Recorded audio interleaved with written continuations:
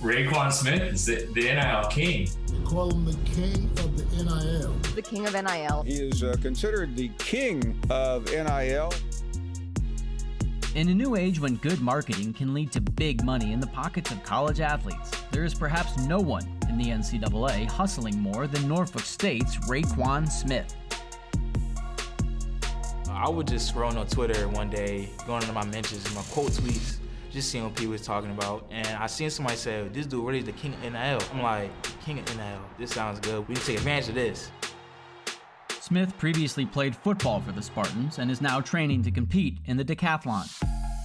He says that since the NCAA changed its rules last summer, he's signed more than 70 endorsement deals with companies that range from local restaurants to national brands like Boost Mobile and Crocs. How much money have you made in the past year doing this? I'm at the 5-figure range, hopefully get 6-figure range soon.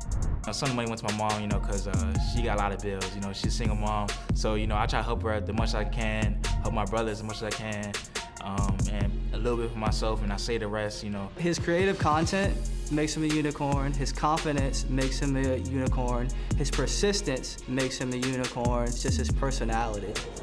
Smith hired Freddie Berry to be his agent last July, and they've developed a professional pitch for him to send to the brands he wants to endorse.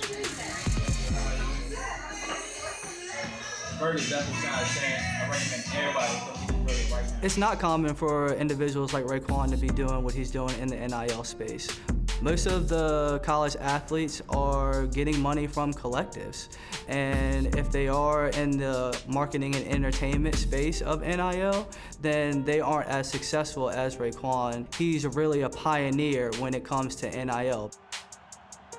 While many in college sports focus on collective funds run by big boosters buying talent for their favorite teams, the year-old NIL rules have also changed the lives of many entrepreneurial-minded athletes, according to Blake Lawrence, who runs the NIL-focused company Open Doors. Student athletes like Rayquan Smith at Norfolk State are proving to all student athletes that if you put in the work, NIL will work for you. Lawrence said athletes like Smith, who work hard on building a social media presence, accounted for about 40% of the deal flow on Open Doors last year. We are celebrating Mother's Day, and there's no other way to do it than shopping at Champs. So let's go.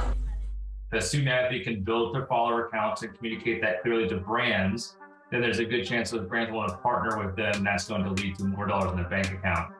How many views a student athlete's last video on TikTok received is more important for NIL than how many touchdowns they scored last week.